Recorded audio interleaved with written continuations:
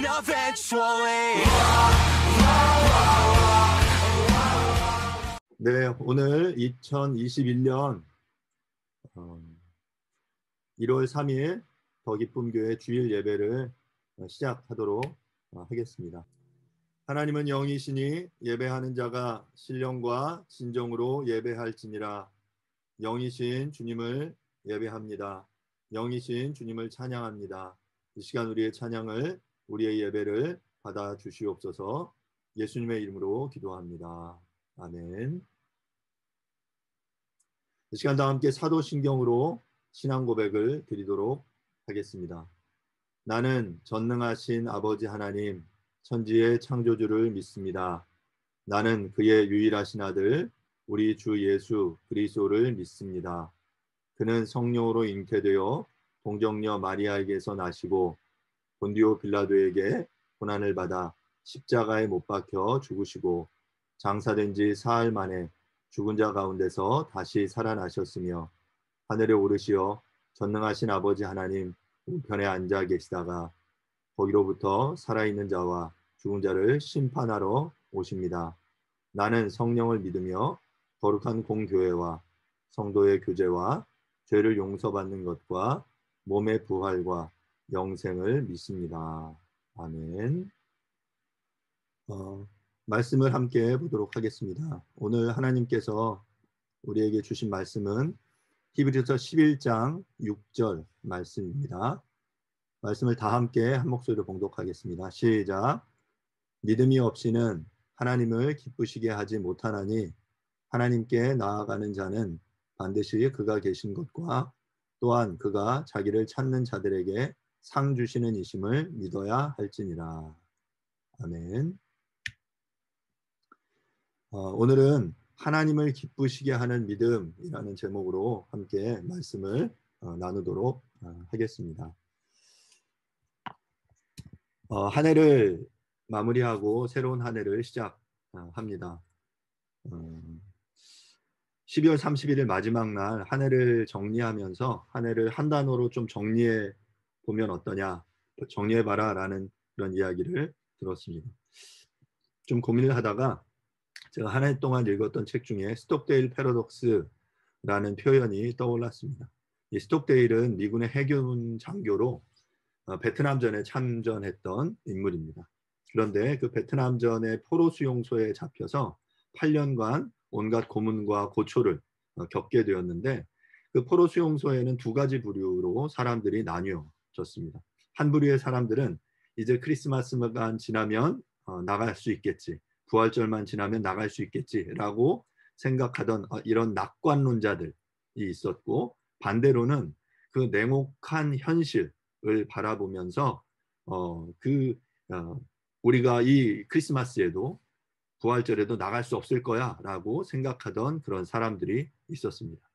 자, 그런데 이렇게 부활절이 지나면, 크리스마스가 지나면 나갈 수 있겠지라고 생각하던 낙관론자들은 희망이 좌절될 때마다 마음의 상처를 받고 극단적인 자살을 선택하며 그들은 그 포로 수용소에서 풀려나지 못했습니다. 반면에 비관적인 현실을 있는 그대로 냉정하게 받아들이면서 동시에 강한 생존 의지를 보였던 부류의 사람들만이 이 가혹한 포로 생활을 견뎌내고 집으로 돌아갈 수 있게 되었습니다.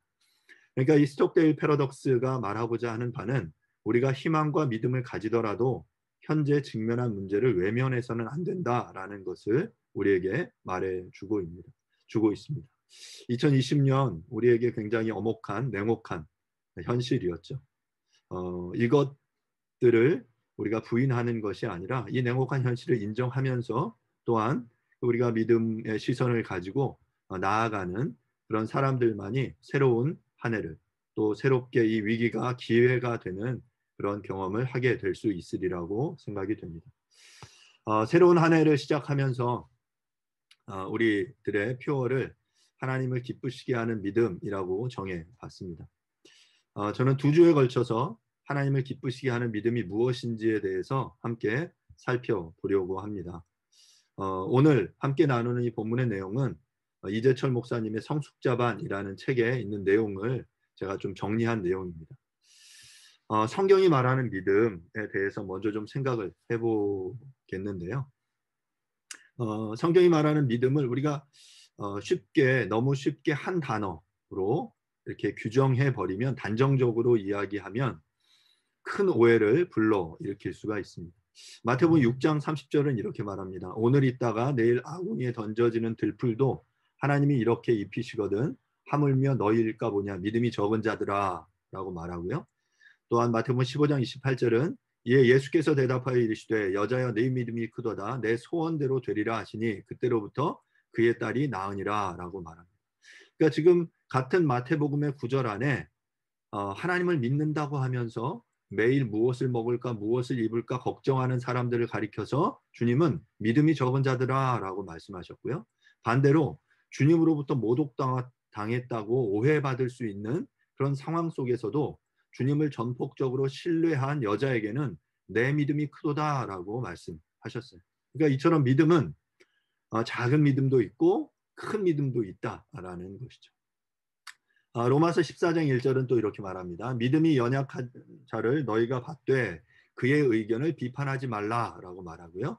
골로새 2장 5절은 이는 내가 육신으로는 떠나 있으나 심령으로는 너희와 함께 있어 너희가 질서 있게 행함은 그리스도를 믿는 너희의 믿음이 굳건한 것을 기쁘게 봅니다. 주님이 보시기에는 갈대처럼 연약한 믿음도 있고 강철처럼 강한 믿음, 굳건한 믿음을 가진 사람들도 있다라는 것이죠. 그러니까 그냥 믿음을 한 가지로 유형화할 수 없어요. 어떤 사람은 같은 믿음을 가졌는데 연약한 사람이 있는가 하면, 또한 어떤 사람은 그리스도를 믿는 믿음 안에 그 굳건하게 강철처럼 흔들리지 않게 서 있는 사람들도 있다라는 것이죠. 디모데후서 1장 5절은 이는 내 속에 거짓이 없는 믿음이 있음을 생각함이라. 이 믿음은 먼저 내 외조모 로이스와 내 어머니 유니게 속에 있더니 내 속에도 있는 줄을 확신하노라 라고 말하고요. 디모데후서 1장 19절은 믿음과 착한 양심을 가지라. 어떤 이들은 이 양심을 버렸고 그 믿음에 관하여는 파선하였느니라 라고 말합니다. 그러니까 지금 거짓이 없는 믿음을 가진 사람들이 있는가 하면, 또한 믿음에 관하여는 파산한 사람들이 있다라는 것이죠. 사랑하는 여러분, 여러분들은 어떤 믿음을 가지고 있습니까? 그냥 나는 믿음이 있다라고 말하는 것 말고요. 내가 가지고 있는 믿음이 거짓 있는 믿음인지 거짓이 없는 믿음인지, 내 믿음이 강하고 굳건한 반석 위에 흔들리지 않는 믿음을 가지고 있는지, 연약한 믿음을 가지고 있는지 우리는 살펴볼 필요가 있죠. 여기에서 우리는 중요한 사실을 한 가지 깨닫게 됩니다. 그리스도인은 자기의 믿음 상태를 늘 점검하지 않으면 안 된다라는 것이죠. 왜냐하면 우리의 믿음 상태는 고정되어 있는 것이 아니라 주변의 환경과 상황에 영향을 받을 수도 있고, 또한 그 영향으로 인해 성숙할 수도 있고 나락에 빠져들 수도 있다라는 사실인 것입니다. 자신이 믿음을 떠나 파산한 상태에 있으면서 여전히 성숙한 것처럼 본인 자신도 착각하고 주변의 사람들도 속일 수 있기 때문입니다. 그릇되고 미숙한 믿음의 상태로 전락했으면서 본인이 바르고 성숙한 믿음인 것처럼 착각하며 살아간다면 평생 믿는 이로 그리스도인으로 살아갈 그대에게 이보다 더 큰 인생의 낭비는 없을 것입니다. 현재 내가 굳건한 믿음 위에 있는지, 아니면 정말 나는 지금 흔들리고 있는지를 먼저 자신이 깨달을 수 있어야 돼요. 근데 자신마저도 속이는 경우가 있다라는 거죠. 흔들리고 있으면서, 연약한 가운데 있으면서, 지금 믿음이 파산하여 가고 있으면서도 자신도 아니면 주변도 나는 믿음이 문제 없어, 나는 믿음이 굉장히 좋아, 거짓이 없고 신실해 라고 착각한다면 이것만큼 큰 인생 낭비는 없다라는 것입니다. 또 우리가 좀 생각해 볼 것은 믿음은 구체적이다라는 것이죠. 우리가 지금 지난 작년 하반기부터 풍성한 삶의 기초에 대해서 12번에 걸쳐서 말씀을 나누고 있습니다. 그 풍성한 삶의 기초의 내용을 함께 다루면서 우리가 믿음에 대해서 이미 살펴본 바 있는데요. 우리가 성경 공부를 하거나 설교를 듣고 나면 흔히 은혜 받았다라고 표현을 하죠. 그런데 이 과연 은혜 받음이 어떤 의미냐라고 설명을 드렸었습니다. 은혜 받았다라는 것이 단순히 그냥 말씀을 듣고 마음이 찡해지고 눈물을 흘리는 정도라면 그것은 구체적인 은혜 받음이라고 말할 수 없다라는 것이죠. 그러니까 우리가 은혜를 받았다면 그 은혜 받음은 반드시 우리의 삶의 변화로 이어져야만 한다라는 것입니다. 예를 들면 이웃을 사랑하라라는 말씀을 들었다면 우리는 그 말씀을 듣고 배우자나 이웃, 부모와 자녀와의 관계에 있어서 불편함이 있던 분은 당사자를 찾아가 화해를 시도해야 되는 거예요. 그렇다면 그 사람은 은혜 받은 것이 맞습니다. 그런데 이웃을 사랑하라 라고 말씀을 들었음에도 은혜 받았어요 하고 눈물 흘리고 감사를 표현하지만 그럼에도 불구하고 실제적으로 갈등 가운데 미워하는 상태에 있는 내 가족, 이웃, 친구 이 관계의 그 문제를 개선하려고 시도하지 않는다면, 구체적인 삶의 변화를 시도하지 않는다면 그것은 온전히 은혜 받았다라고 할 수 없는 거죠. 그 믿음의 구체성을 결여한 것이다 라는 것입니다. 그저 단순히 그 믿음을 감정적인 수준으로 한정시키는 것이라는 것입니다. 이처럼 믿음은 감정의 변화뿐만 아니라 구체적인 삶의 변화가 동반되어야 하는 것입니다. 우리의 믿음은 지정의 이 모든 것이 함께 작동되어야 해요. 말씀을 듣고 눈물을 흘려야 합니다. 또한 말씀을 듣고 우리의 지적인 변화가 이루어져야 돼요. 뿐만 아니라 말씀을 듣고 의지를 들여 우리의 삶의 변화가 이루어져야만 한다는 거죠. 그래서 믿음은 구체적인 것입니다. 또한 그리스도인들은 자신의 삶이나 일을 통해 주님의 영광이 드러나게 해달라고 소망하고 말하기도 합니다. 하지만 주님의 영광이 드러난다는 것이 과연 구체적으로 무슨 의미일까라는 것이죠.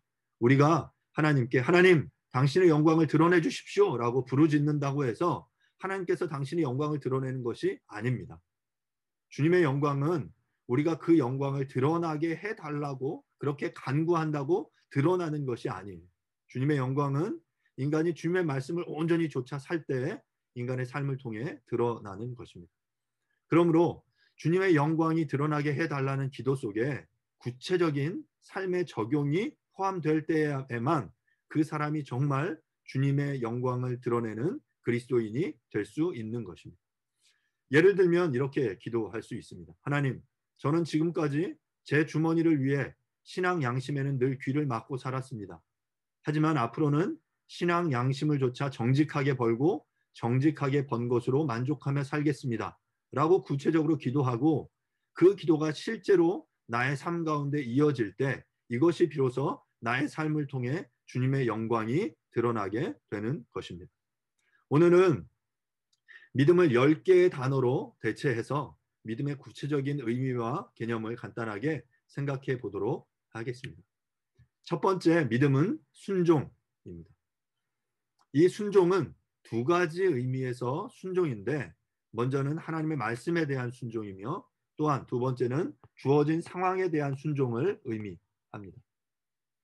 내가 하나님을 믿는다고 할 때 그것은 하나님의 말씀을 믿는 것을 의미합니다. 그렇기 때문에 하나님의 말씀을 믿는 것은 단지 그것의 선언에 그치지 않고 그 말씀에 순종하는 것을 의미하는 것이죠. 또한 이 믿음은 주어진 상황에 대한 순종을 말하는데 이는 그 말씀을 주신 하나님에 대한 신뢰에 기인한 것입니다. 아들과 함께 깊은 수영장에서 수영을 합니다. 저희 한결이 한소리가 수영하는 걸 되게 좋아하는데요. 캐나다에서 수영장에 가서 수영할 때 특히 한소리가 수영할 때 이런 경우가 있었어요. 제가 수영장에 들어가서 제 이제 뭐 가슴까지 오는 높이니까 굉장히 높은 깊은 수영장이죠. 그 아주 그때 뭐 지금부터 한 4, 5년 전이니까 아주 어린 시절이었습니다. 아들의 키보다 깊은 수영장에서 제가 한소리에게 팔을 벌리고 자 아빠한테 와라고 말합니다. 그러면 이 아이가 그 잠깐 고민을 하다가 그냥 물속에 풍덩 뛰어들어요. 아빠에 대한 신뢰가 물에 대한 공포보다 더 커야만 아이는 물에 뛰어들어 아빠를 향해 나아올 수 있는 것입니다. 천지를 창조하신 하나님, 그 하나님께서 나와 함께 계시다라는 사실에 대한 신뢰가 있을 때 우리는 현재 나를 둘러싼 공포스러운 환경 속에서도 순종하며 그분께 나아갈 수 있는 것입니다. 하나님께서 나로 하여금 어려운 일을 겪게 하시는 것은 나를 골탕 먹이려 함이 아니라 바로 그 상황 속에서 나를 새롭게 빚어주시기 위함임을 알 때 우리는 비로소 순종할 수 있게 되는 것입니다. 사랑하는 여러분, 믿음은 순종입니다. 두 번째로 믿음은 용기입니다. 메사의 말씀에 순종하고 주어진 상황에 순종하는 것은 용기가 없이는 불가능합니다. 믿음이 용기이기에 순종도 가능한 것이죠. 처녀인 마리아가 천사가 하나님의 아들을 낳을 것이라는 사실을 예고했습니다. 그 예언을 들었어요. 당시엔 처녀가 아이를 낳으면 율법에 따라 돌에 맞아 죽어야만 했습니다. 그렇게 당황해야 하는 마리아에게 천사가 이렇게 말합니다. 대저 하나님의 모든 말씀은 능하지 못하심이 없느니라. 여러분, 처녀가 아들을 낳는다? 말이 안 되는 이야기죠. 그런데 이 천사의 말을 듣고 마리아가 그것을 믿었어요. 천사를 통한 하나님의 말씀을 믿고 용기 있게 하나님의 그 명령, 예언에 순종하죠. 마리아는 이제 하나님의 말씀에 순종하다가 돌에 맞아 죽어도 좋다는 믿음의 용기를 가지고 그 선택을 하게 된 것이죠. 그 용기를 통해서 그녀는 그 성자 하나님을 자신의 몸으로 낳는 성모 마리아가 되었던 것입니다. 아이가 깊은 물의 공포를 뚫고 아빠의 품을 향해 뛰어드는 행동을 위해서는 용기가 필요한 것처럼 우리의 삶에 그 믿음에는 용기가 필요합니다. 뿐만 아니라 내가 거짓말을 한번 하면 100만 원이 생기는 것을 뻔히 알면서도 정직하게 50만 원에 만족하며 사는 것, 그것이 그리스도인의 용기입니다. 얼마든지 분노할 수 있고 내 힘을 이용해서 상대방을 제압하고 찍소리도 못하게 할 수 있습니다. 그런데 그때 주님의 말씀을 생각하면서 분을 참고 자제하는 것, 바로 이것이 믿음의 용기입니다. 상대의 잘못을 알면서도 용서하는 것, 그것은 용기 없이는 불가능한 것입니다. 사랑하는 여러분, 믿음은 용기입니다. 세 번째로 믿음은 시선입니다. 오늘 함께 불렀던 그 찬양의 가사에도 그런 그 내용들이 담겨 있는데, 우리의 시선을 주님께로 맞추는 것, 바로 그것이 믿음이에요. 내가 하나님의 말씀대로 사는 용기 있는 믿음의 소유자라면 나의 시선은 늘 하나님께 고정되어 있을 수밖에 없습니다. 나의 용기의 원천이신 하나님과 눈이 마주쳐야 내가 용기를 얻을 수 있기 때문입니다. 제가 물에서 아들을 부릅니다. 한솔아라고 불러요. 그때 그 아들이 저를 바라봅니다. 아빠의 시선을 보는 거예요. 그리고 아빠의 시선을 볼 때, 눈을 쳐다보고 그 시선을 맞출 때 용기를 가지고 뛰어들 수 있게 되는 거예요. 나를 보호하고 나를 지켜줄 것이다 라는, 지금 저 물이 깊고 저기에 빠지면 위험할 것이다 라는 공포 알지만, 하지만 아빠가 시선을 나에게 맞추며 나를 향해 팔을 벌리고 있는 그 사실을 알기에 뛰어들 수 있는 것입니다. 이처럼 그 시선, 그 하나님의 시선에 우리를 일치시킬 때 우리는 믿음의 삶을 살아낼 수 있습니다.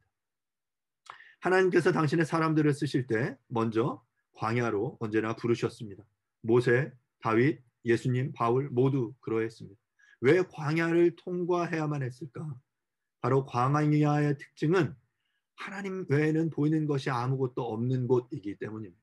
물 한 방울, 풀 한 폭이 없는 그 상황 속에서 오직 하나님으로부터의 도우심만을 바라볼 수 없기 때문에, 오직 하나님만을 의지할 수밖에 없기 때문에, 오직 우리의 시선을 하나님께만 고정시킬 수 없는 그 상황을 통과하게 하기 위해서 하나님은 우리를 인생의 광야로 이끄시는 것입니다.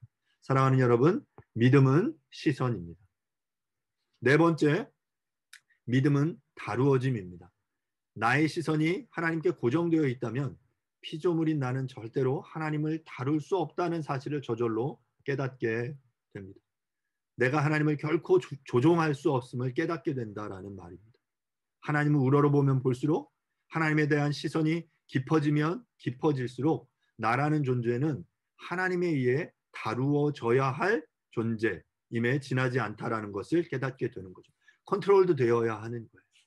그런데 많은 사람들이 착각합니다. 믿음을 하나님을 다루는 방법, 하나님을 다루는 노하우를 얻는 것으로 착각하는 거예요. 야, 너 믿음을 가지고 하나님께 기도하면 하나님이 너의 말을 들어주실 거야. 이렇게 하면 축복받고 이렇게 하면 성공하는 삶을 살게 돼 라고 이야기하는 거죠. 사랑하는 여러분, 그것은 옳지 않습니다. 누군가 하나님을 다루는 방법, 예를 들어서 하나님이 꼼짝 못하게 내 말을 들으실 수밖에 없어 라고 말한다면, 그 방법을 알려주겠다고 한다면 저는 그의 직분이나 명성에 관계없이 그 사람은 성경과는 거리가 먼 사람이다 라고 말씀드릴 수밖에 없습니다. 내가 가진 재물이나 권력, 재능으로 나는 하나님을 조종할 수 있어 라고 생각하는 것은 굉장히 큰 착각입니다. 왜냐하면 절대로 하나님은 그러한 틀에 가두어 둘 수 있는 분이 아니기 때문입니다. 절대로 하나님은 그렇게 다루어지는 존재가 아니십니다. 만약에 하나님이 그렇게 다루어질 수 있는 존재라면 그분은 전능자이실 수 없습니다. 믿음은 내가 하나님을 다룰 수 없음을 깨닫고 나 자신이 하나님에 의해 매일 다루어져 가는 것입니다. 사랑하는 여러분, 믿음은 다루어짐입니다. 다섯째, 믿음은 신실입니다. 내가 신실하신 하나님에 의해 매일 다루어지다 보면 나는 신실한 사람이 되지 않을 수 없습니다.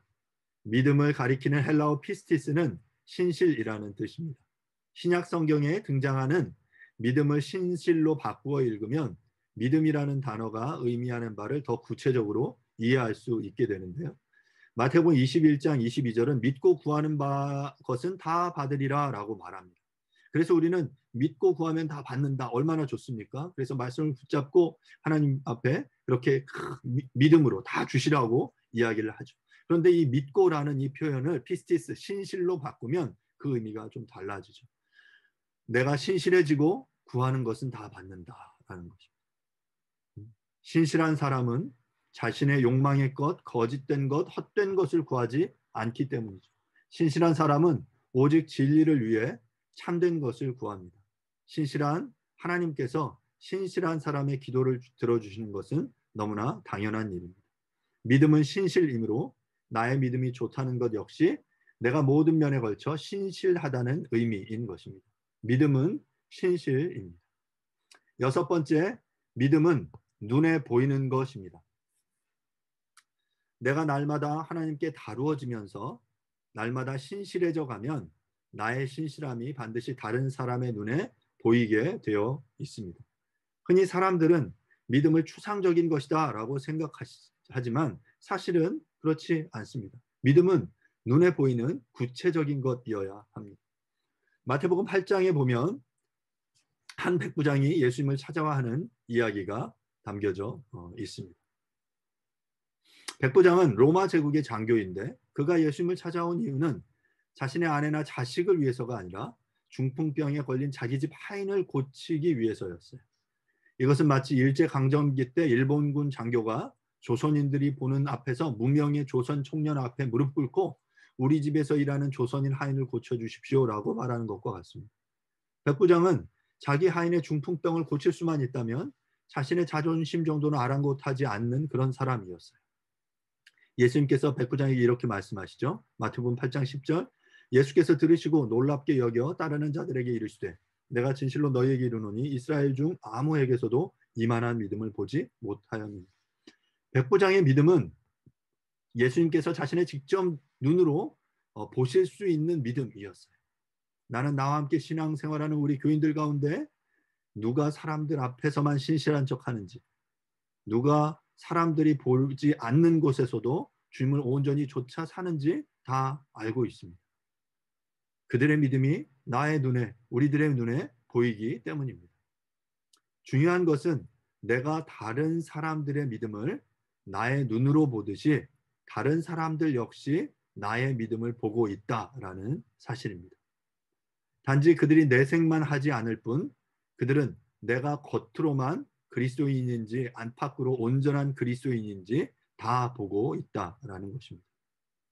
우리의 믿음이 이렇듯 사람의 눈에도 보인다면 하물며 하나님의 눈에 보이지 않겠습니까? 사랑하는 여러분, 믿음은 눈에 보이는 것입니다. 일곱 번째, 믿음은 자기 발견입니다. 믿음은 다른 사람에게만 보이는 것이 아닙니다. 나 자신도 믿음의 측면에서 나 자신을 재발견하게 됩니다.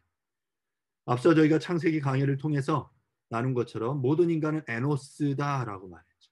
에노스, 다시 말해 죽을 수밖에 없는 존재라는 것이죠.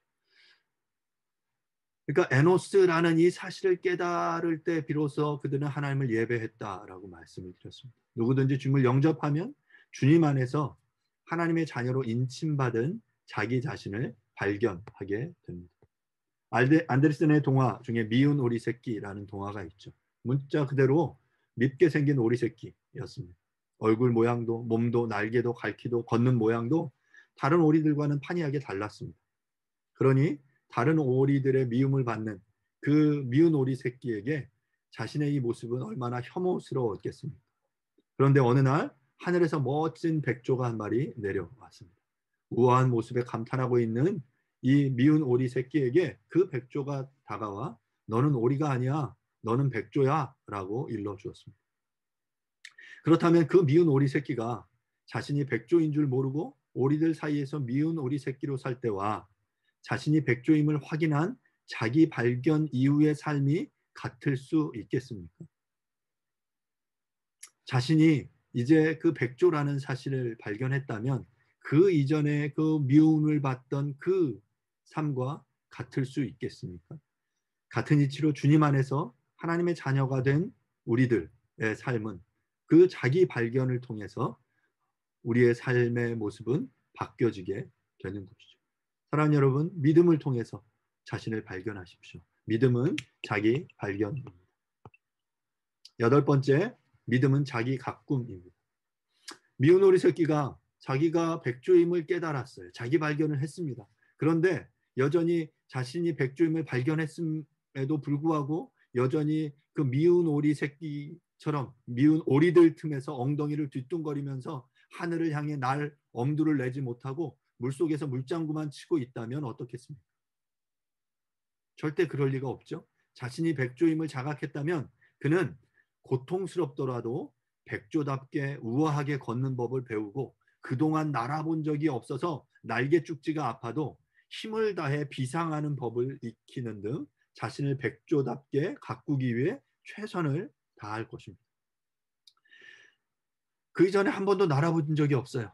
그런데 그 날기 시작하기 위해서는 얼마나 고통스럽겠습니까?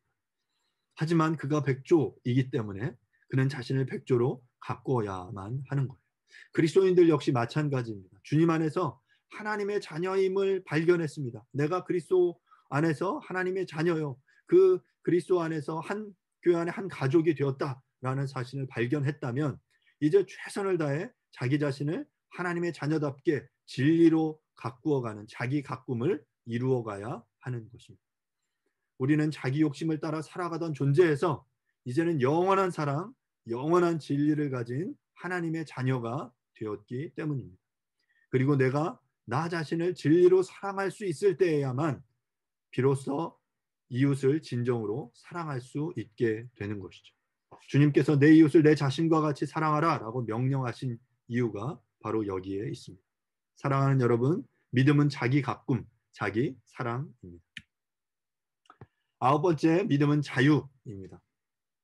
내가 하나님의 자녀답게 나 자신을 진리로 가꾸어 가기 시작하면 그때부터 나는 이 세상의 모든 유혹과 욕망의 덫으로부터 자유를 얻게 됩니다. 고린도후서 3장 17절은 이렇게 말하죠. 주의 영이 계신 주는 영이시니 주의 영이 계신 곳에는 자유가 있느니라. 천지를 창조하신 하나님의 영이시자 진리의 영이신 성령님께서 그대와 함께 계시는데 이제 대체 이 세상 그 무엇이 나를 속박할 수 있겠습니까? 주님의 말씀처럼 진리는 확실히 나를 자유케 합니다. 진리를 알지니 진리가 너희를 자유롭게 하리라. 물론 우리가 믿음의 이 발걸음을 처음 내디뎠을 때 자기를 발견하고 자기 가꿈을 이뤄가는 그 시기에 그 믿음은 때로는 우리의 속박처럼 여겨질 수 있고 우리가 쓰지 않던 근육을 사용해야 하기 때문에 버겁고 힘든 시간일 수 있지만 하지만 그 미운 오리 새끼가 그 날개짓을 통해서 나는 법을 배웠을 때 그 나는 과정이 그 준비하는 과정이 힘들고 어렵지만 그 배운 이후에 그는 그 자유롭게 창공을 비상할 수 있게 되는 것이죠. 그런 의미에서 믿음은 자유입니다.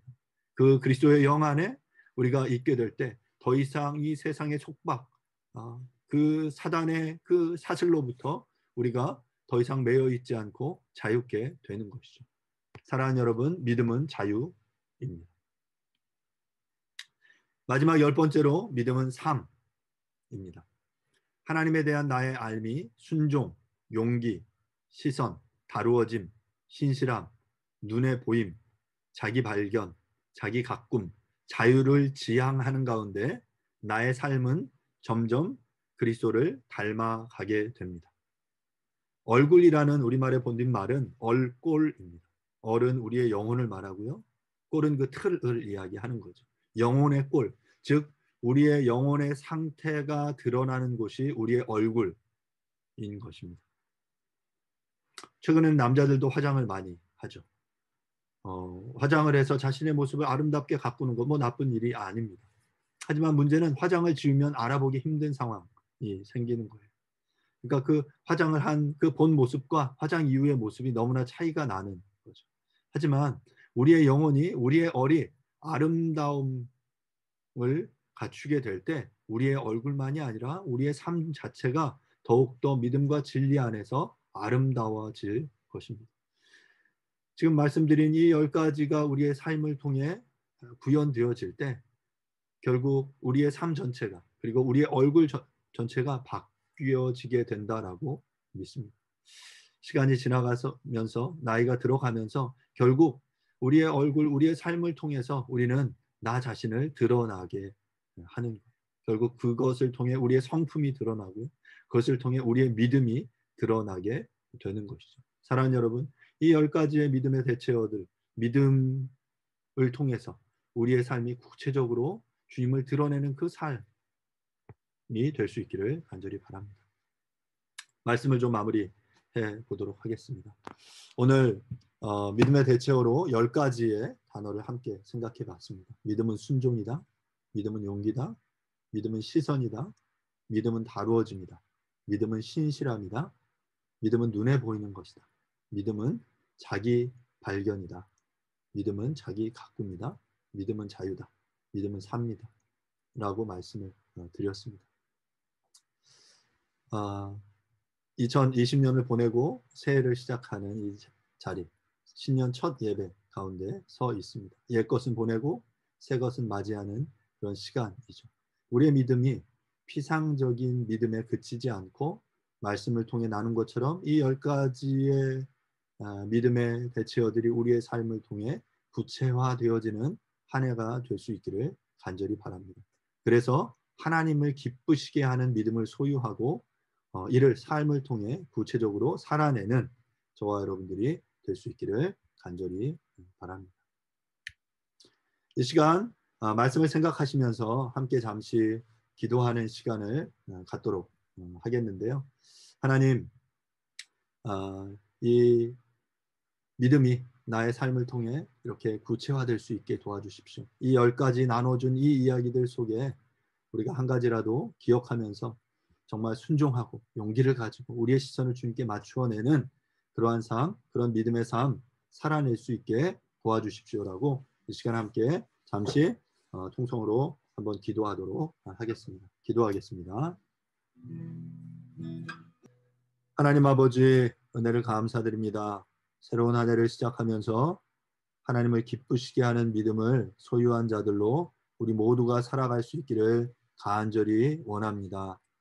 믿음은 순종입니다. 믿음은 용기입니다. 믿음은 시선입니다. 믿음은 다루어짐입니다. 믿음은 신실함입니다. 믿음은 눈에 보이는 것입니다. 믿음은 자기 발견입니다. 믿음은 자기 가꿈입니다. 믿음은 자유입니다. 믿음은 삶입니다. 이 믿음이 구체적으로 우리의 삶을 통해서 구현되어져서 주님을 기쁘시게 하도록, 또한 그 주님의 기뻐하심을 인해 우리 모두가 또한 기뻐할 수 있도록 새로운 한 해 2021년 우리와 함께하여 주옵소서. 감사드립니다. 예수님의 이름으로 기도합니다. 아멘. 이 시간 다 함께 공동체 기도를 함께 드리도록 하겠습니다. 첫 번째, 회개와 예배. 한 주간 삶을 돌아보며 회개와 감사의 기도를 드립니다. 하나님의 임재를 경험하고 거룩함을 회복하는 예배 되게 하소서. 더 기쁨 교회, 예수님의 십자가를 따라 살고 부활을 증언하는 성도와 교회 되게 하소서. 주님을 기뻐하고 주님을 기쁘시게 하는 교회 되게 하소서. 성경을 사랑하고 바르게 배우고 가르치며 행함으로 하나님을 기쁘시게 하는 믿음을 살아내게 하소서. 한국교회가 정치 이념으로 나뉘어지지 않고 복음으로 하나 되게 하소서. 교회가 세상의 소망이 되게 하소서. 나라와 민족, 남북 평화 통일의 길이 열리게 하소서. 노동의 가치가 인정되고 생명이 존중되는 나라 되며 공평과 정의가 회복되는 나라 되게 하소서. 코로나19로 인한 위험이 속히 사라지게 하소서. 세계선교, 복음을 전하기 위해 수고하는 국내외 선교단체들과 선교사들에게 지혜와 능력을 주사 좋은 열매, 바른 열매 맺게 하소서. 아멘. 시간 뉴시티 교리문답 다시 처음부터 우리가 1번 문항부터 다시 함께 보도록 하겠습니다. 1번, 사나 죽으나 우리의 유일한 희망은 무엇입니까? 우리는 우리 자신에게 속한 것이 아니며 육체와 영혼, 삶과 죽음 모두 우리 하나님과 우리 구주 예수 그리스도께 속한 것이라는 사실입니다. 예, 올 한 해 하나님을 기쁘시게 하는 믿음을 가지고 살아가는 저와 여러분들이 될 수 있기를 간절히 바랍니다. 여호와는 내게 복을 주시고 너를 지키시기를 원하며 여호와는 그의 얼굴을 내게 비추사 은혜 베푸시기를 원하며 여호와는 그 얼굴을 내게로 향하여 드사 평강 주시기를 원하노라. 아멘. Eventually